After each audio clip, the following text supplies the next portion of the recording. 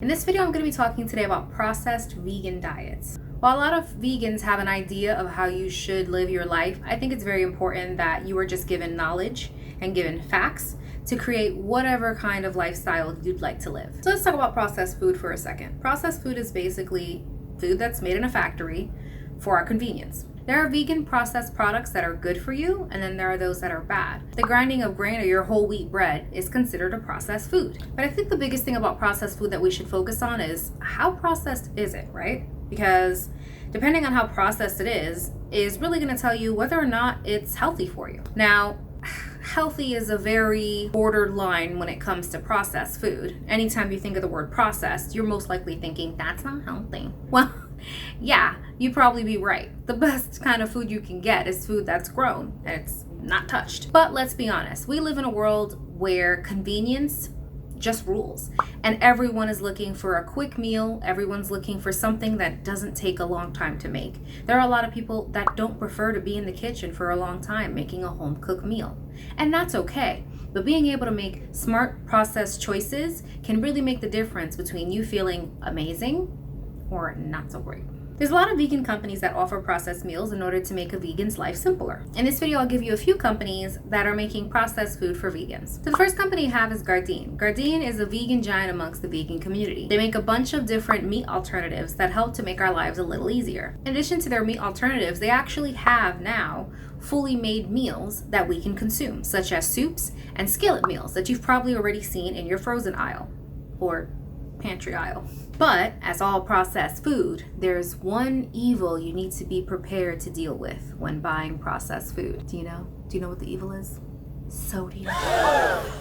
And for anybody who's not sure what sodium is, salt. So salt is an amazing seasoning, right? It can turn food into delicious food. The biggest problem with salt is the more you consume, the closer you get to getting something that's called hypertension. Hypertension, or AKA high blood pressure, is a serious condition that can cause life-threatening issues, or ultimately death. And I'm not being dramatic, like legit death. It can cause heart failure, heart attack, kidney failure, fluid retention, which basically means you swell up like a little balloon, stroke, and osteoporosis, brittle bones.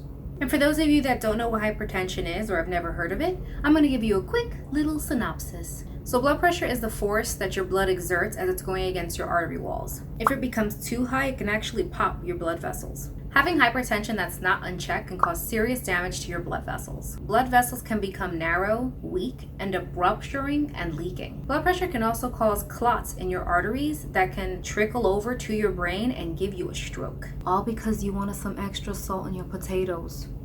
Ain't that a bitch? For anyone that wants more information on hypertension and the damages that it can cause, I'll be leaving links down below, but let's move on. So moving back to sodium. A sodium content in a processed package can be something that most people usually overlook because they really don't consider it to be a big deal. And usually a lot of companies get by just saying, oh, it's preservatives.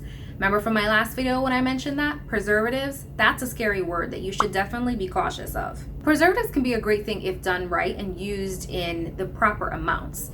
Your food doesn't get old and decrepit and you'll have time to eat it, and that's great. But using more preservatives, aka using tons and tons of salt to preserve something to last 4 years, is a little bit ridiculous, and it's just not great for us. When looking at Gardein's soups and their frozen meals, I found their sodiums to be astronomically high. Let's look at Gardein's chicken noodle soup. So Gardein's chicken noodle soup is 1 can for 1 person. Its sodium level is 1,050 milligrams of sodium. In their beef and vegetable, which looks like Beth and vegetable, is that how you say it? Beth?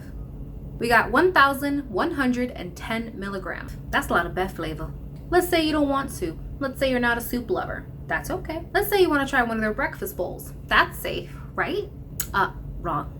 Their sausage, potato, and kale bowl is 820 milligrams. Their chicken fajita bowl is probably the lowest one I found. It's 440 milligrams, but still high, but not as bad. Their sausage Benny breakfast bowl is 780 milligrams. That's just breakfast. Now we move on to their skillet meals.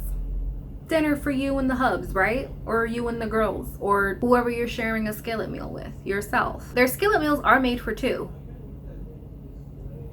But I mean, if you eat it by yourself, I'm not judging you. Just saying, it's the package says it's made for 2. I have a chicken fried rice skillet meal That's 940 milligrams of sodium. Split 2 ways, you and your babe have a delicious meal that has 470 milligrams of sodium.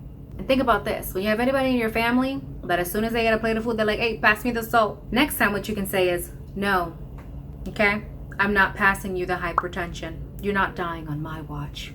Field Roast, which makes a lot of sausages, mac and cheese products, and their delicious chow cheese, they make a mac and cheese where their sodium level is 720 grams. But they do say it's for 2, so do with that what you will. Also consider that the serving size apparently is 1 cup. Have you ever ate just 1 cup of mac and cheese? No one eats just 1 cup of mac and cheese. They have a chili mac and chow, which is 640 milligrams. Again, made for 2, and again, serving size 1 cup. Whole Foods brand is called 365, and they actually have a really good vegan selection. One of the items that I found that wasn't too bad was their fried rice. It's 550 milligrams of sodium. When we look at the spectrum of how much sodium is in something, I mean, anything past 300 or 400 is pretty much what I would deem too much. I think you're lucky if you're gonna find something that's in that range. Most of them are ranging from about 6, 7, or even higher, like the soup. And then of course it depends on the items that you're eating. Greetings chicken nuggets are 340 milligrams of sodium, but that's per serving size, which is 5 nuggies. Amy's is also another popular brand that has broke out into the vegan world, and so they have a huge selection of vegan products as well that are frozen. Their vegan chili mac is 920 milligrams, and that's for 1 serving, like just you. All that deliciousness, just you, 920.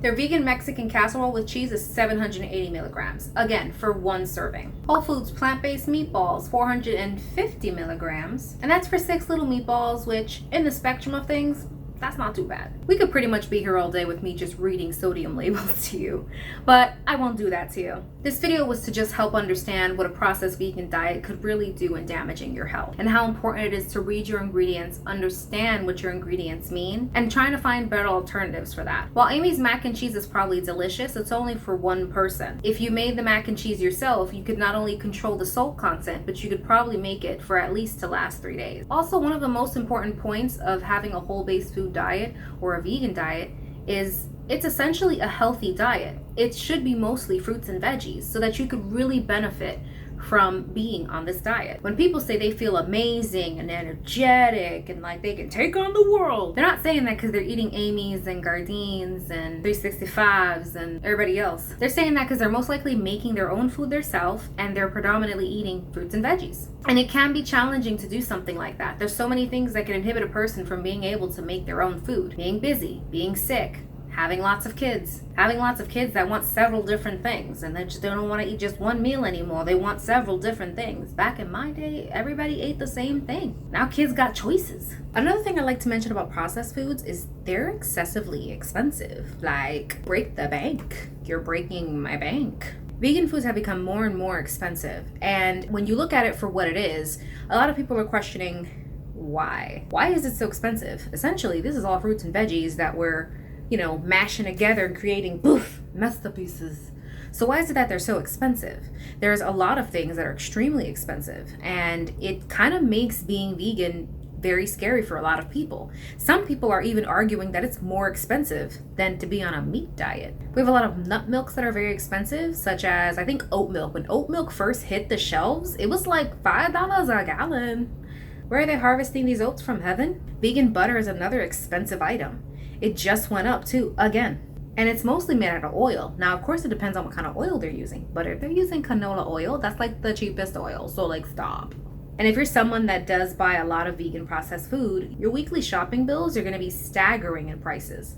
And most of it's going to be single items. If each item you're buying costs at least $6 to $7, that's a lot. But if you're primarily shopping for fruits and veggies, that's where you're actually going to save a lot of your money. Now, if you're buying organic, of course, organic's going to be a little bit more expensive, but we're talking like maybe cents or even just an additional $1 or $2 compared to non-organic prices. And there's a big debate too, like asking, why are vegan foods so expensive? And a lot of things could go into that. It could go into something as simple as factory cost, if vegan companies are actually buying their own factories or renting factories where it's just primarily just their vegan stuff, they could probably have to pay a lot of money for that, especially because most factories are meat factories or dairy, or they've got some remnants of animal bits on them. But then if you look into the vegan companies that are owned by meat companies, they've got more than enough moolah to supply what they need. So why are they charging us so much? Is it because veganism is being seen as a trend?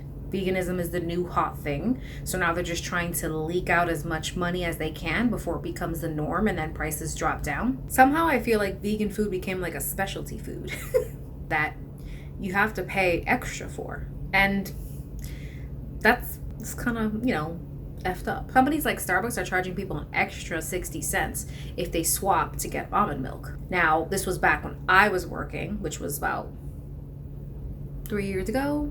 I don't know if it's still like that. I used to get a lot of customers that were really upset at me for that, and I totally understood. But it was not me, it was my company. It's never me. We don't do it on purpose. Some people even go as far to say as veganism is considered like a special diet, to where it's like an allergy, so that we shouldn't get charged that much. I hope if I leave you with anything, it's the confidence of being able to read your labels better, understanding what sodium is and how you can stay away from it so that you can really benefit from being on a vegan diet or a plant-based diet, whatever diet works for you. The whole thing is to stay away from sodium. She's not your best friend. Thank you guys so much for watching this video. I surely hope that you enjoyed it, and if you have any questions for me, any comments you'd like to leave about the dangers of processed food, I'd love to hear it. I'll catch you guys on the next one. See ya. They say there are no symptoms to high blood pressure. I would say one of the symptoms is death. Is that morbid? I mean, how else, I feel it. Not death. I feel the symptoms. I'm gonna scare people. You get that neck, a neck headache and heart palpitations. I get heart palpitations if I don't take my medicine. So, that's a sign. They tell you that everyone's different, but I definitely feel things.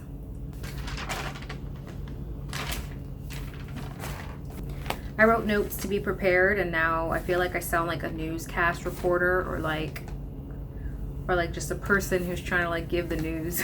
It's messing this whole video up. I sound so fake. I just look, follow them. This is what I did for you guys. I enjoyed it, so that's good, right?